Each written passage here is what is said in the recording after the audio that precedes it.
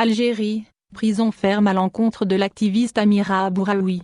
Le tribunal de Cheraga à Alger a condamné, ce dimanche 21 juin, la militante algérienne Amira Abouraoui à 1 an de prison ferme. L'activiste a été arrêtée le mercredi 17 juin chez elle par des agents en civil et a été maintenue en garde à vue au niveau d'une brigade de la gendarmerie dépendant de la commune de Draria. Présentée ce dimanche 21 juin devant le tribunal de Cheraga, à Alger, après 4 jours de garde à vue, Amira Abouraoui a été condamnée à 1 année de prison ferme. Les avocats de la gynécologue de 44 ans et mère de 2 enfants de 12 et 16 ans ont décidé de faire appel. Plus tôt dans la journée, le Comité national pour la libération des détenus avait indiqué que la militante était poursuivie pour incitation à attroupement non armé, offense ou dénigrement du dogme ou des préceptes de l'islam, offense au président de la République par une expression outrageante, injurieuse ou diffamatoire, publication pouvant porter atteinte à l'unité nationale, information ou nouvelle fausse ou calomnieuse, susceptible de porter atteinte à la sécurité ou à l'ordre public, incitation à la violation délibérée et manifeste d'une obligation de prudence ou de sécurité édictée par la loi ou le règlement, expose directement la vie d'autrui ou son intégrité physique à un danger.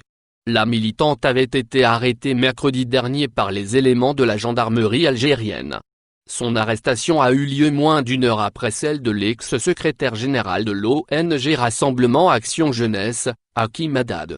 La cofondatrice du mouvement Barakat, qui s'est illustrée par ses positions contre le 4e mandat de l'ex-président déchu Abdelaziz Bouteflika, n'en est pas à ses premiers ennuis avec les forces de sécurité. Elle a été embarquée plusieurs fois pour avoir manifesté contre le système.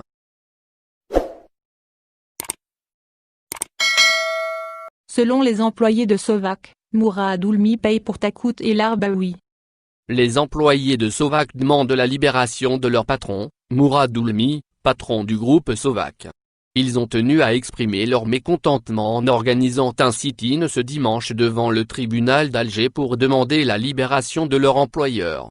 Les employés de Sovac ont brandi une déclaration dans laquelle ils font valoir l'ensemble des preuves que la défense a mis en avant pour innocenter Mourad Oulmi. En effet, la déclaration rapporte que le DG de Sovac a présenté au juge l'ensemble des preuves que sa société, représentant du groupe Volkswagen, détient.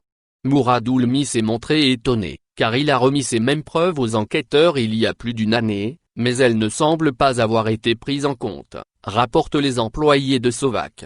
Il est par ailleurs indiqué dans ce même document, que Mourad Oulmi a présenté une copie du dossier complet de la demande d'agrément, pour l'usine de Relizane, qui a été déposée au service du ministère de l'Industrie et des Mines, afin de balayer les accusations du juge.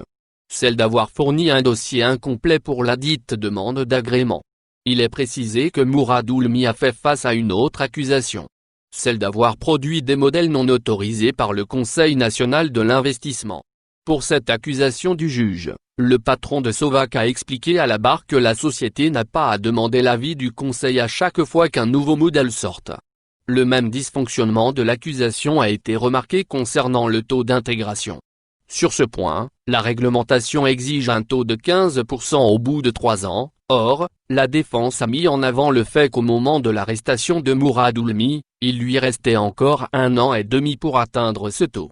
La défense de Mourad Oulmi a notamment balayé l'accusation concernant le crédit accordé par le CPEA, 3 milliards de dinars, puisque ce dernier a été intégralement remboursé à la banque.